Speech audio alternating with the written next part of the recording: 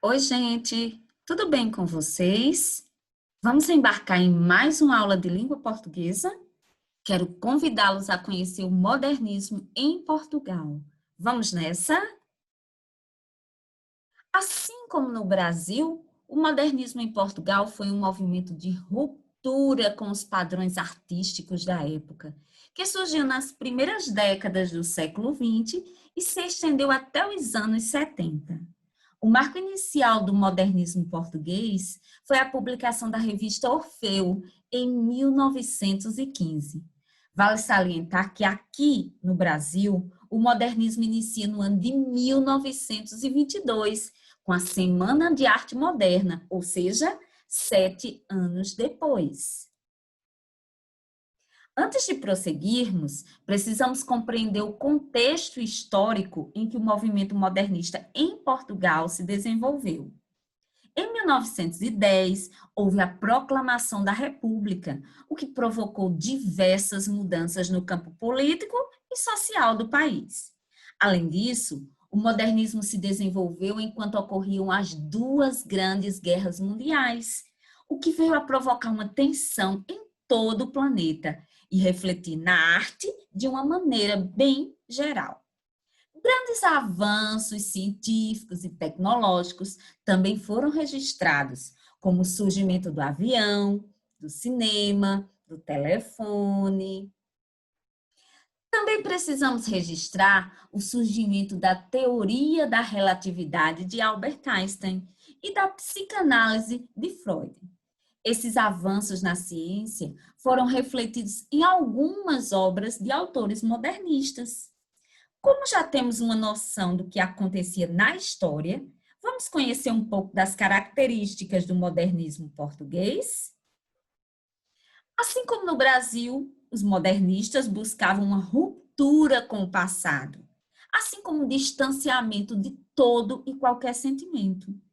Com um pensamento crítico e contestador, eles faziam oposição aos padrões vigentes até então, quebrando o que era considerado como norma e trazendo uma nova tendência artística.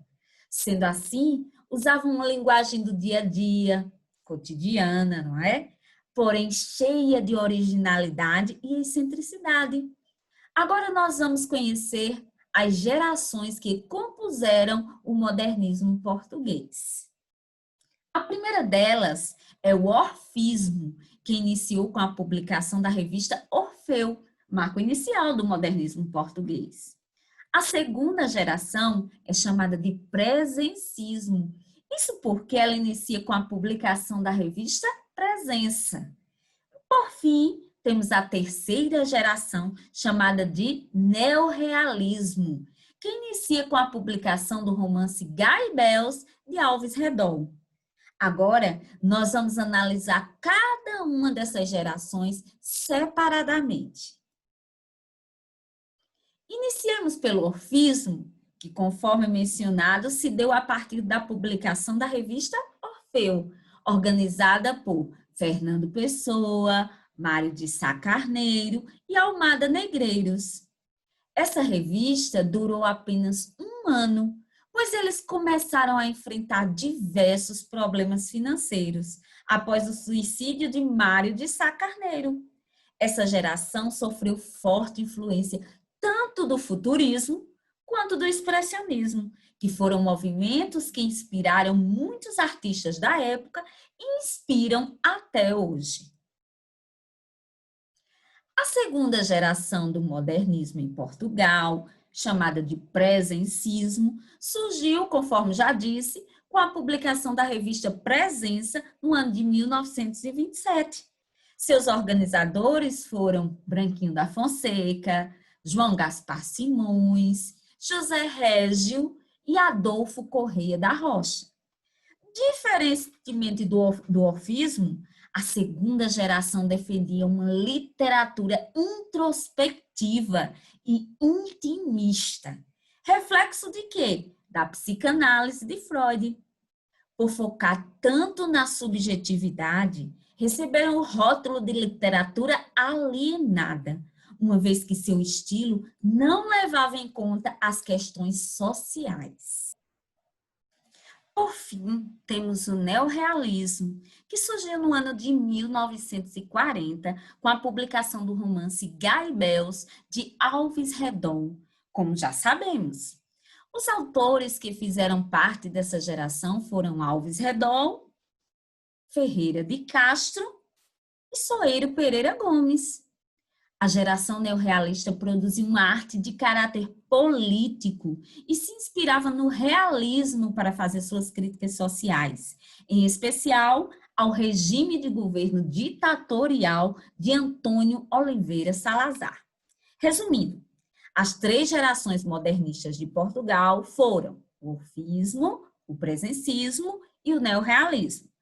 Agora nós vamos conhecer um pouco sobre Fernando Pessoa, um dos maiores nomes da literatura portuguesa e mundial, e um dos organizadores da revista Orfeu. Fernando Pessoa foi um artista fantástico, que deixou um legado literário genial, uma vez que criou inúmeros heterônimos, e alguns sendo tão perfeitos que chegavam a ter vida própria. Mas você sabe o que são heterônimos? Heterônimos são diferentes pseudônimos. E o que é um pseudônimo?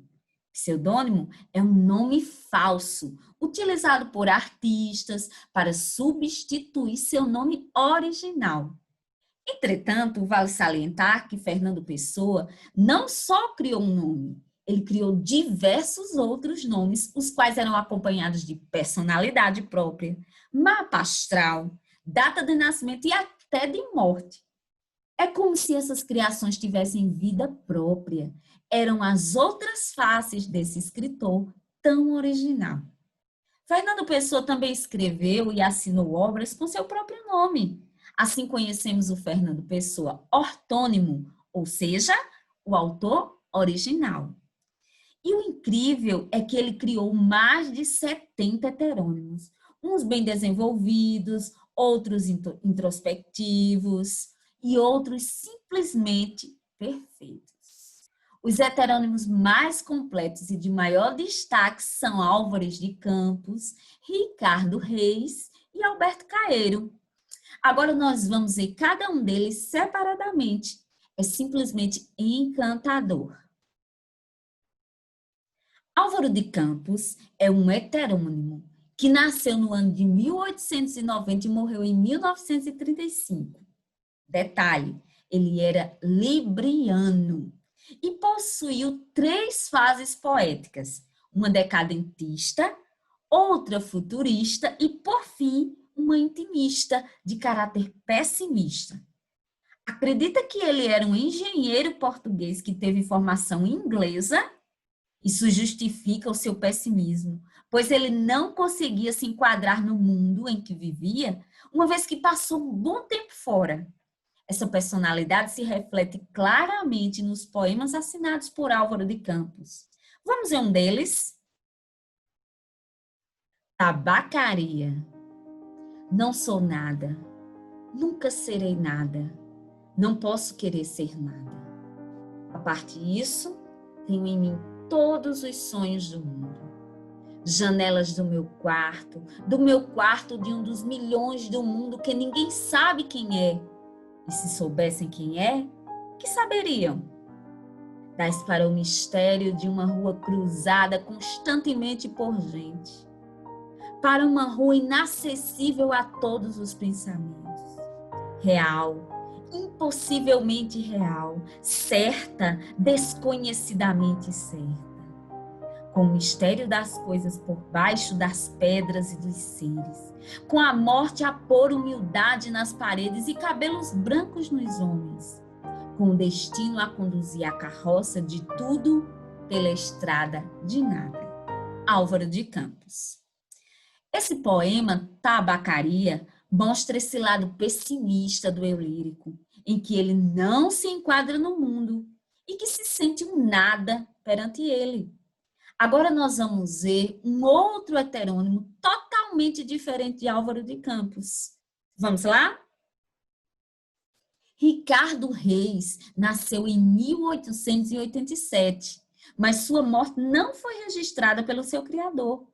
Ele era um médico que estudou grego, latim e mitologia, e além disso, era monarquista. Devido à proclamação da República em Portugal, ele exilou-se no Brasil.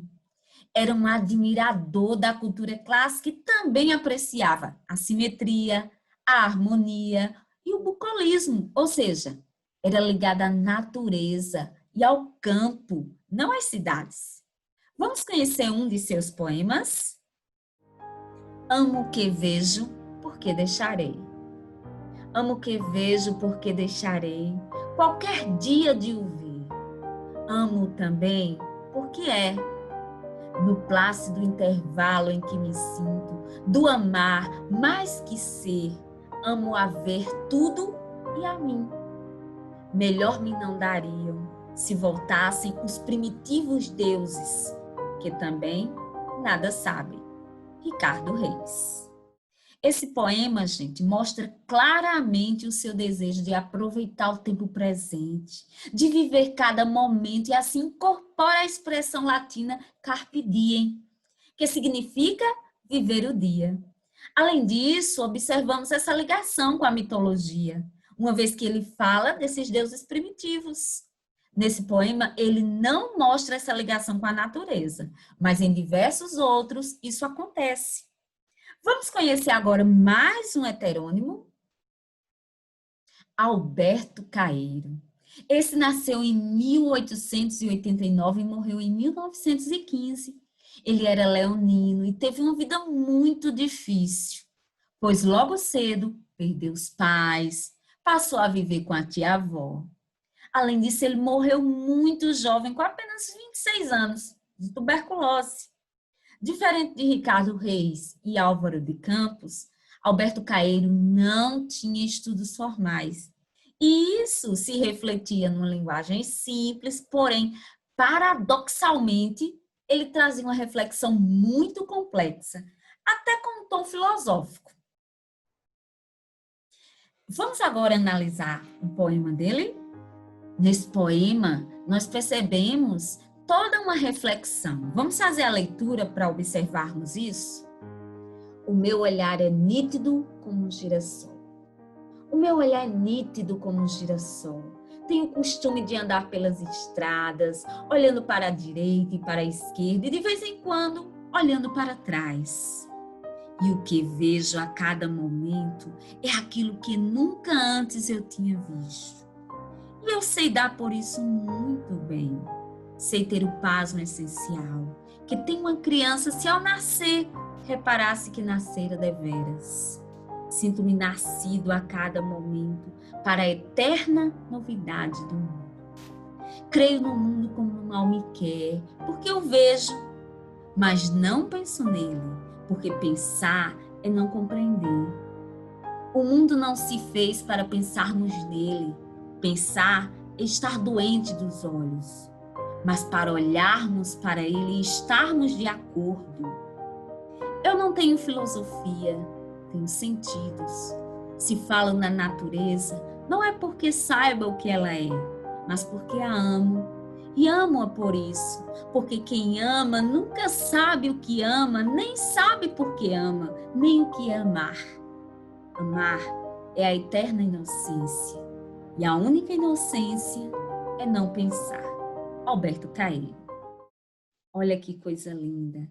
Aqui o eu lírico faz um elo, uma ligação entre o ato de amar e de pensar, assim como o olhar que ele tem sobre o mundo. É um poema profundo, apesar de sua linguagem ser bem simples. Algo belíssimo, encantador. Concorda comigo? Agora nós vamos conhecer um pouco de Fernando Pessoa ortônimo, ou seja, ele próprio. Na realidade, ele assinou apenas 2 obras. A primeira delas é Cancioneiro, em que ele apresenta poesias com tom lírico, com rima, metrificação e um teor simbolista. A segunda obra assinada por ele mesmo foi o livro Mensagem, em que há uma elevação de louvores a Portugal, mostrando sua trajetória histórica com um tom de misticismo. O interessante é que esta foi a sua única obra em língua portuguesa publicada em vida. Muitos de seus poemas foram originalmente escritos em inglês e publicados após sua morte. Agora eu vou apresentar o poema Autopsicografia, em que ele tenta definir o que é ser um poeta. Autopsicografia. O poeta é um fingidor, finge tão completamente que chega a fingir que é a dor que deveras sente. E os que leem o que escreve, na dor lida sentem bem. Não as duas que ele teve, mas só a que eles não têm. E assim, nas calhas da roda, gira a entreter a razão, esse comboio de corda que se chama o coração. Fernando Pessoa, obra ortônima. Podemos perceber o reflexo da sua arte, da sua genialidade nesse poema, na medida em que ele se refere ao poeta como um fingidor, um artista na capacidade de criar e provocar sensações. Lindo, perfeito. É isso aí, pessoal. Finalizo com uma frase muito conhecida de Fernando Pessoa. Tudo vale a pena se a alma não é pequena. Deixo a reflexão por conta de vocês. Espero que tenham gostado e compreendido bem esse conteúdo. Em outra aula podemos falar sobre os outros artistas da época, os quais não contemplamos aqui. Tchau, tchau, um abraço e até a próxima, se Deus quiser.